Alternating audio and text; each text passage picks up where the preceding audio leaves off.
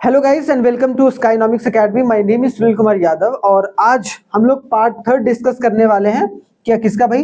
Balance of payment मतलब BOP और एक तरीके से एक्सचेंज रेट। तो हम लोगों ने बैलेंस ऑफ पेमेंट को कंप्लीट कर रखा है दो पार्ट में। आज जो हमारा फोकस रहेगा वो फॉरेन एक्सचेंज रेट के ऊपर रहेगा। ठीक है, कि फॉरेन एक्सचेंज का जो रेट है वो कैसे तय होता है भाई। ठीक है, और किस तरीके से $1 के मुकाबले, अब सोचो 1947 में जब हमारा देश आजाद हुआ था तो $1 1 रुपया के बराबर था भाई। और आज क्या हो गया, जो एक तरीके से $1 90 रुपया के बराबर हो गया है लगभग। ये चेंज होते रहता है मार्केट के डिमांड के हिसाब से। ठीक है, और इसमें सरकार या आरबीआई कितना रोल प्ले करती है उसको भी समझेंगे। ठीक है, मतलब दो एस्पेक्ट से फॉरेन एक्सचेंज को देखा जाता है, एक मार्केट के डिमांड एंड सप्लाई के हिसाब से और दूसरा सरकार और आरबीआई अपने हिसाब से उसको कंट्रोल करती है। उन दोनों एस्पेक्ट को भी समझने की कोशिश आज वाले वीडियो में करने की कोशिश करेंगे। सबसे पहले आते हैं what do you mean by foreign exchange. Foreign exchange का मतलब क्या हो गया भाई? सिंपल से it refers to the foreign currency and claim on them in the form of bank deposit check payable to this currency or the other words अगर बोला जाए, in other words foreign exchange is the reserve of a foreign currency with a country। उसको हम लोग क्या बोलेंगे? Foreign exchange. देखो foreign exchange rate अलग होता है और फॉरेन एक्सचेंज अलग होता है। रेट का अगर बात करते हैं तो हम लोग ये बात करते हैं कि एक करेंसी दो हमारी करेंसी के मुकाबले कितना रुपया है, कितना तरीके से एक्सचेंज हो रहा है, उसको हम लोग एक्सचेंज रेट बोलेंगे। लेकिन फॉरेन एक्सचेंज क्या है? Foreign exchange is the foreign currency जो कि हमने एक तरीके जितना भी बैंक में रखा हुआ है या जितना भी उस कंट्री के पास अवेलेबल है एट पॉइंट ऑफ टाइम में, that is called the foreign exchange. समझ में आया? फॉरेन एक्सचेंज रेट नहीं बता रहा हूं मैं, फॉरेन एक्सचेंज बता रहा हूं। समझ गया? फॉरेन एक्सचेंज क्या होगा? Is the reserve of foreign currency with the country. और किसके पास रहता है भाई? आरबीआई के पास रहता है हमारे देश में, अगर हाँ कि ना। ठीक है, तो ये चीज हो गया। आगे अगर देखा जाए what is the terms of trade. Terms of trade का मतलब क्या होता है? हमने देखा था भाई जो बैलेंस ऑफ पेमेंट होता है, फिर एक होता है, क्या होता है भाई? एक होता है बैलेंस ऑफ ट्रेड जिसमें एक तरीके से मर्चेंडाइज का, गुड्स का जो एक्सपोर्ट एंड इंपोर्ट को देखते हैं। लेकिन टर्म्स ऑफ ट्रेड का मतलब क्या होता है? Terms of trade refers to the rate at which the countries export are exchange against its import. मतलब टर्म्स ऑफ ट्रेड का मतलब ये होता है कि जिस रेट पर एक कंट्री का जो एक्सपोर्ट है, ठीक है, जो एक्सचेंज हो रहा है उसके इंपोर्ट के मुकाबले। ठीक है, समझ गया? मतलब क्या बोला गया? It refers to the rate at which the countries export are exchange against the import.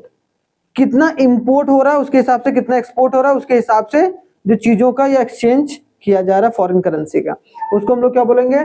Terms of trade. It relates the quantity of imported goods that can be obtained per unit of goods exported. जैसे मान लो कि हमने $5 का सामान अगर export करते हैं, समझो बात को, ठीक है, $5 का सामान अगर एक्सपोर्ट करते हैं, ठीक है, तो उसके बदले हमें कितना डॉलर का जो है वो सामान मिलेगा? समझ रहे हो? एक होता है ना भाई, आप $5 को इंपोर्ट करने के लिए 9 5 या 45, मान लो 450 रुपए खर्चा किए, है कि नहीं? अब जब हम इंपोर्ट कर रहे हैं तो वो जो एक्सपोर्ट कर रहे थे, तब मान लो कि उतना ही सामान अगर हम बाहर से इंपोर्ट करते हैं तो 400 रुपया एक तरीके से हमें देना पड़ रहा है। इसका मतलब मान लो कि लगभग $4 अगर दे रहे हैं या $6 दे रहे हैं, मान लो $6, इसको बड़ा कर देते हैं, 500 कर देते हैं, कि जब इंपोर्ट कर रहे हैं हम वही चीज को तो हमें 600 रुपया देना पड़ रहा है, जब एक्सपोर्ट कर रहे हैं तो हमें, तो इन दोनों को जो एक्सचेंज किया जाता है उस रेट को हम लोग क्या बोलते हैं? Terms of trade. ठीक है, एक्सपोर्ट और इंपोर्ट पे बेस्ड रहता है। आगे आ जाए what is the meaning of foreign exchange rate. ये एक्चुअल चीज आ गया। अब टर्म्स ऑफ ट्रेड समझ गए, एक्सपोर्ट और इंपोर्ट, कि कितना हमने एक्सपोर्ट करा उसके बदले हमें कितना इंपोर्ट मिल रहा है, उसके टर्म्स को हम लोग टर्म्स ऑफ ट्रेड बोल रहे हैं। फॉरेन करेंसी जो भी रिजर्व पैसा आरबीआई के पास रहता है उसको, या जितना भी फॉरेन करेंसी एक कंट्री के पास रिजर्व के रूप में, उसको फॉरेन करेंसी बोल रहे हैं। अब आते हैं फॉरेन एक्सचेंज रेट क्या होता है। फॉरेन एक्सचेंज रेट का मतलब क्या? It refers to at which 1 unit of currency of a domestic, नहीं, यहां पर 1 unit of currency of a of a country, हाँ इसको ये दोनों दोबारा साथ में लिखा गया, ठीक है। 1 unit of currency of a country can be exchange for a number of units of a another country. कि भाई मान लो कि हमने यहाँ पर बोला कि $1 60 के मुकाबले है, मतलब $1 जो है वो 60 रुपया जब हम दे रहे हैं तब मिल रहा है, मतलब एक्सचेंज रेट कितना है 60 रुपये पर डॉलर, ये बोल दिया 60 रुपये पर डॉलर। अगर मान लो कि ये बोला कि भाई 1 यूरो अगर हमें लेना है तो उसमें मान लो कि $2 खर्च करना पड़ रहा है, तो इसका हमने क्या बोला $2 पर यूरो, ठीक है। तो $2 पर यूरो हो गया यहाँ पर, ठीक है, समझ में आना चाहिए। अब यहाँ पर समझने वाली बात क्या है भाई, it is the price paid in the domestic currency in order to get 1 unit of foreign currency, कि कितना हम डोमेस्टिक करेंसी दे रहे हैं 1 यूनिट ऑफ फॉरेन करेंसी को लेने के लिए। अगर एक यूरोपियन अगर कंट्रीज या फिर ये मान लो कि यूरोप घूमने जा रहा है कोई अमेरिकन, तो वो भाई यूरो ले रहा है भाई, और यूरो के बदले मतलब वो $2 1 यूरो ले रहा है, ठीक है। एक अमेरिकन गया यूरोप घूमने तो वो $2 देगा तो उसको 1 यूरो मिलेगा। सेम उसी तरीके से अगर हम लोग अमेरिका घूमने जाएंगे तो हमें 60 रुपया में $1 मिलेगा, उसी को हम लोग क्या बोलते हैं एक्सचेंज रेट, कि 1 यूनिट ऑफ फॉरेन करेंसी कितने यूनिट ऑफ डोमेस्टिक करेंसी में एक्सचेंज हो रहा है, that rate is known as foreign exchange rate. तो 3 टर्म्स क्लियर होने चाहिए, terms of trade, foreign currency क्या होता है, फॉरेन एक्सचेंज रेट क्या होता है, क्लियर हो गया। आगे देखो नेक्स्ट, अब आते हैं types of foreign exchange rate, इसको बहुत ध्यान से समझना। देखो जनरली 2 तरीके से फॉरेन एक्सचेंज रेट को डिटरमाइन किया जाता है, एक तो भाई हमारा होता है फिक्स्ड एक्सचेंज रेट और एक होता है फ्लेक्सिबल एक्सचेंज रेट।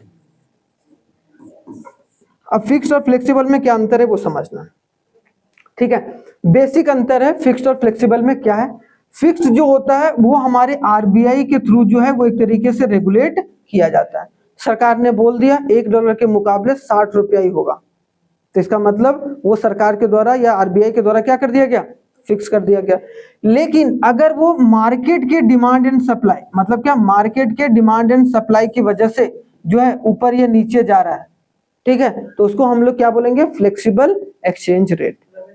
अभी हम लोग देखेंगे, हाँ, और 2 टर्म याद रखना दोनों में, अगर फ्लेक्सिबल एक्सचेंज रेट के तहत हमारा फॉरेन एक्सचेंज रेट अगर बढ़ या घट रहा है तो हम लोग उसको बोलेंगे एप्रिसिएशन अगर बढ़ रहा है और डेप्रिसिएशन अगर घट रहा है, ठीक है। एप्रिसिएशन और डेप्रिसिएशन हमेशा फ्लेक्सिबल एक्सचेंज रेट का पार्ट होता है, ठीक है।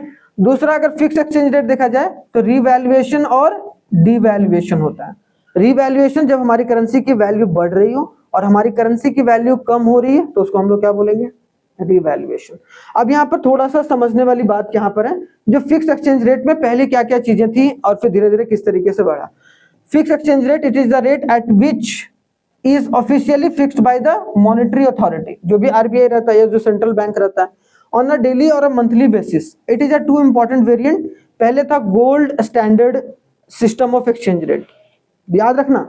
कोई बोलेगा फिक्स एक्सचेंज रेट जनरली कितने होते हैं या होते थे या अभी भी होते हैं, क्या गोल्ड स्टैंडर्ड और ब्रेटन वुड्स को अब तो खत्म ही कर दिया गया, अब उसको थोड़ा सा adjustable peg system of exchange rate में ला दिया गया, जो सरकार अपने हिसाब से चीजों को लेकर चलती है।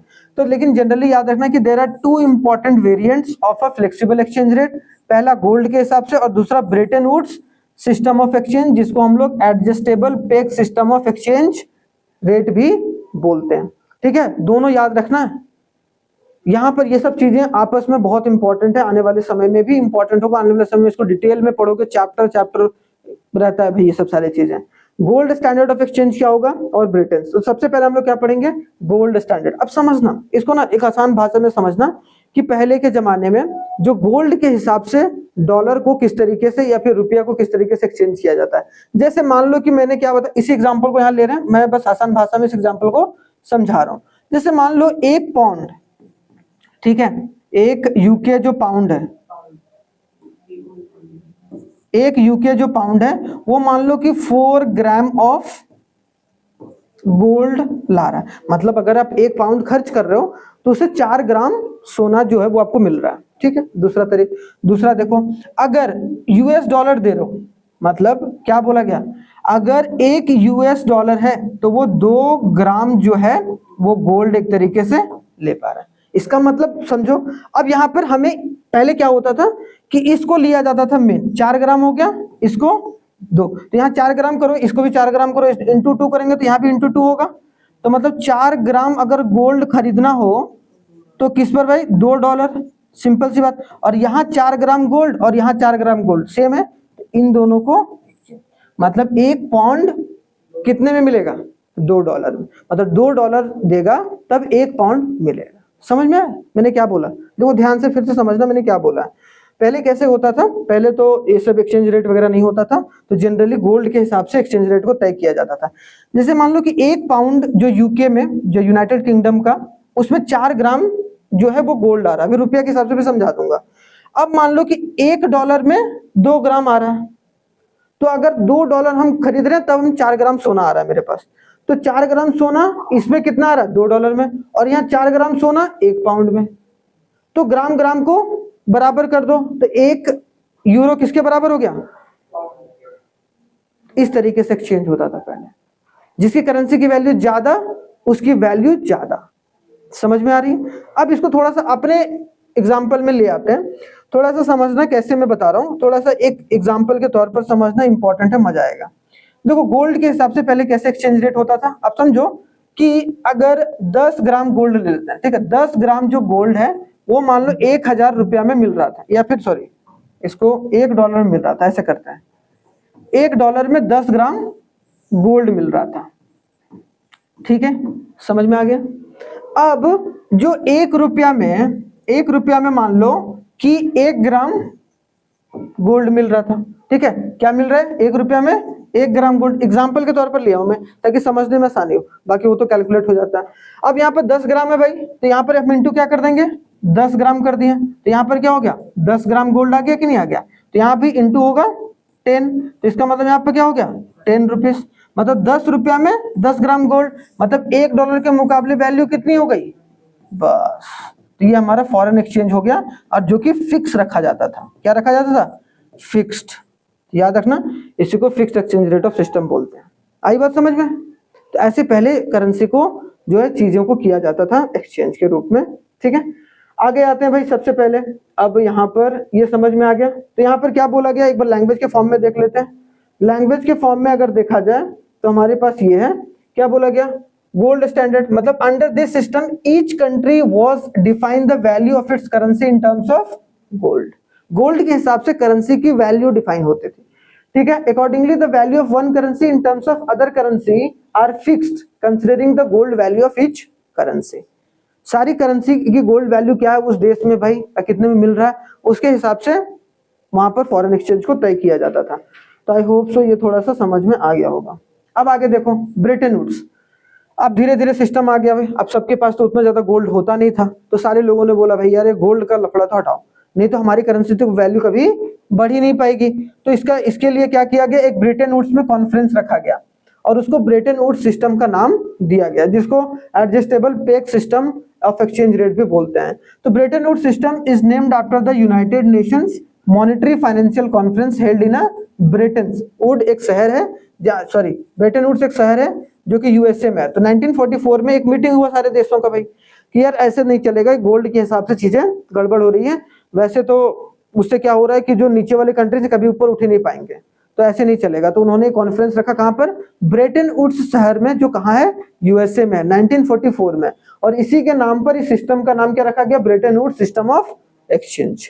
इसमें बोला गया कि Bretton Woods system even when it is fixed exchange rate of system allow us some adjustable, कि कुछ एडजस्ट करने का मौका देंगे कि आप अपनी करेंसी को अगर आपने बहुत अच्छे तरीके से रेगुलेट किया हो तो आपकी करेंसी को थोड़ा सा छूट भी दे देंगे, मतलब थोड़ा सा एडजस्ट करने का मौका आपको दिया जाएगा, ठीक है, जिससे एक तरीके से so it is also called adjustable peg system of exchange rate, कि पूरी तरीके से फिक्स नहीं होगा, हम आपको कुछ एडजस्ट करने का मौका देंगे अगर आपने सही तरीके से अपने देश में काम करा होगा तो उसको हम लोग क्या बोले भाई, ब्रेटन वुड्स। ये दोनों नाम जरूर याद रखना।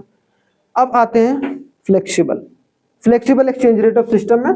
Flexible exchange rate of system मैंने क्या बताया भाई, मार्केट के डिमांड एंड सप्लाई के हिसाब से चलता है। अगर आपके देश में डॉलर बहुत ज्यादा आ रहा है तो इसका मतलब कि आपकी करेंसी मजबूत हो रही है।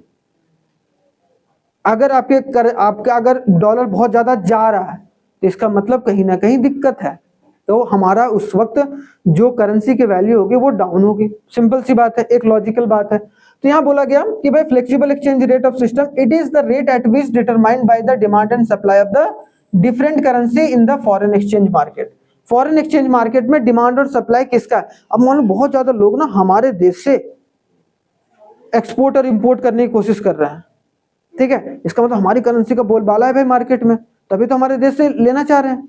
इसका मतलब क्या है कि उस वक्त हमारे देश की करेंसी की वैल्यू बढ़ जाएगी, तो वो डिमांड एंड सप्लाई के हिसाब से हुआ। अब इसको एक एक करके भी समझेंगे। तो इसको दो तरीके से बोला गया, एक तो बोला गया प्योर फ्लोटिंग, मतलब प्योरली छोड़ दिए हो डिमांड एंड सप्लाई के हिसाब से, कोई कंट्रोल नहीं रख रहे हो।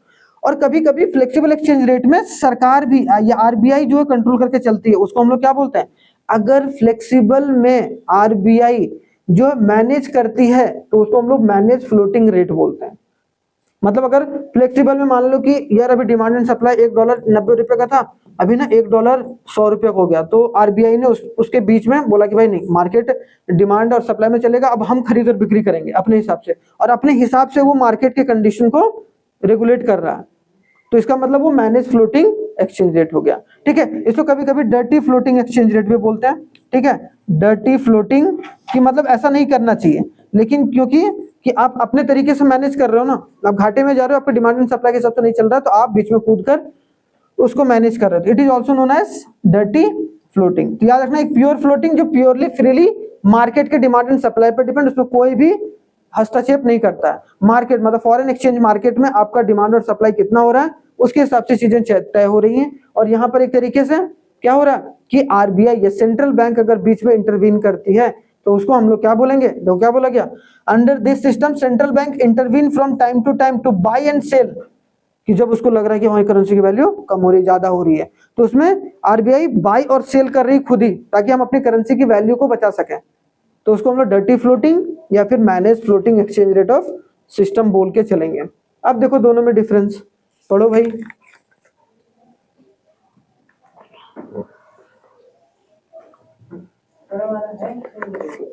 हाँ जी,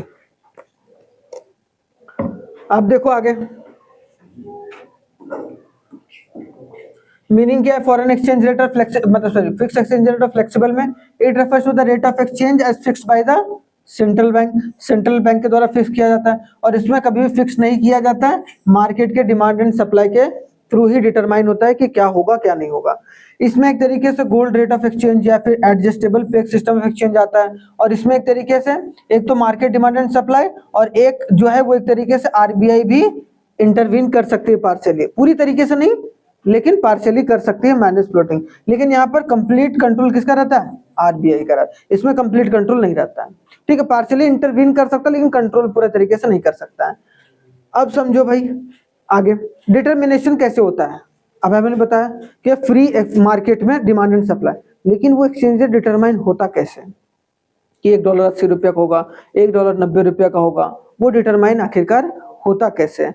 तो ये अपने आप में इंपॉर्टेंट है। तो याद रखना यहाँ पर कि डिटरमाइन कैसे होता है उसको समझना। The exchange rate of currency like a price of a commodity. याद रखना यहाँ पर ऐसे समझना है कि अगर एक्सचेंज रेट ऑफ करेंसी को हम लोग प्राइस के हिसाब से देखेंगे, कीमत की। कैसे भाई? मान लो कि $1 मतलब सॉरी एक अगर पेन का 5 रुपया दाम रखा जाता है, 5 रुपया पर अगर चीजों को लिया जा रहा है, बेचा जा रहा है, मतलब एक्सचेंज किया जा रहा है, तो उसको मार्केट के डिमांड एंड सप्लाई के हिसाब से देखते हैं कि नहीं देखते हैं? कि भाई मान लो कि 6 रुपये में हमने मार्केट में बेच दिया और लोग उसको 6 रुपये में खरीद रहे हैं, तो इसका मतलब क्या? अगर उसमें नहीं खरीद रहे हैं तो हमारी क्या होगा? प्राइस को कम करना पड़ेगा। मतलब एक्सपोर्ट इंपोर्ट अगर नहीं होगा तो हमें प्राइस कम करना पड़ेगा। अभी बताऊंगा कि एक्सपोर्ट किस में होगा, इंपोर्ट किस में होगा। तो ये चीजें थोड़ी सी टेक्निकल है, तो थोड़ा बहुत ध्यान से सुनिएगा, ठीक है इसको। अब देखो सबसे पहले यहाँ पर क्या बोला? Exchange rate of currency like a price of commodity is determined by the force of demand and supply of foreign exchange in the foreign exchange market. कि फॉरेन एक्सचेंज कितना ज्यादा खरीदा और बेचा जा रहा है, उसके हिसाब से आपकी करेंसी एक तरीके से तय होती है। Alternatively the exchange rate determine at the level where the demand and supply are equal. मतलब मान लो सिंपल सी बात ऐसे करके, यार यहाँ पर एक मैंने इमेज दिया होगा, image, where is the image? यहाँ देखो, यहाँ पर क्या है, एक जैसे मान लो कि यहाँ पर डिमांड एंड सप्लाई, और यहाँ पर मान लो कि प्राइस ऑफ डॉलर। मान लो यहाँ पर $1 80 रुपया का है, जब मतलब 1 रुपया 80, समझ रहे हो, मतलब $1 80 रुपया में है, तब एक तरीके से जो डिमांड एंड सप्लाई जो है वो मीट कर रहा है। मान लो $1 90 रुपया का है, तब नहीं मीट कर रहा है, और $1 60 रुपया का है, तब नहीं मीट कर रहा है। मीट डिमांड एंड सप्लाई का लाइन कब कर रहा है, मतलब जो इंपोर्टर और एक्सपोर्टर है वो इस पॉइंट प्राइस पर खरीद रहा है और बेच रहा है, तो इसको हम लोग क्या बोलेंगे भाई, इसको क्या बोलेंगे, equilibrium exchange rate of system. ठीक है, तो इसको ध्यान से हम लोग कल से देखेंगे। ठीक है, यहाँ determination of foreign exchange rate in a free market और फिक्स्ड मार्केट। फिक्स्ड मार्केट में आसानी से आरबीआई तय करती है, मतलब चारों चीजों को पढ़ेंगे। एक तो फ्री मार्केट में क्या होता है भाई, हमने बताया ना, अभी क्या बताया, बोलो भैया, अभी बताया ना, flexible exchange rate of system और एक fix exchange rate of system होता है। क्या होता है भाई, flexible exchange rate of system और एक होता है फिक्स्ड। और फिक्स्ड में क्या होता है भाई, आपको दो तरीके से देखने को मिलेगा। एक तो देखने को मिलेगा रीवैल्यूएशन और डिवैल्यूएशन। अब इसका चारों का मतलब कल समझेंगे सिर्फ हम लोग, ठीक है। और डिवैल्यूएशन दोनों के लिए इंपॉर्टेंट है, ठीक है, डिवैल्यूएशन। और जो इसमें है उसमें हम लोग देखेंगे एप्रिसिएशन, एप्रिसिएशन और एक तरीके से डेप्रिसिएशन। ठीक है, याद रखना कि एप्रिसिएशन रिवैल्यूएशन के जैसा ही एक तरीके से काम होता है, ठीक है, और डेप्रिसिएशन डिवैल्यूएशन के जैसा ही काम करता है। बस इसको हम लोग कोर कॉन्सेप्ट पहले समझेंगे, फिर नोट्स के ऊपर आएंगे। ठीक है, चलिए, थैंक यू वेरी मच, जय हिंद, मिलते हैं नेक्स्ट क्लास में, तब तक आप लोग अपना ख्याल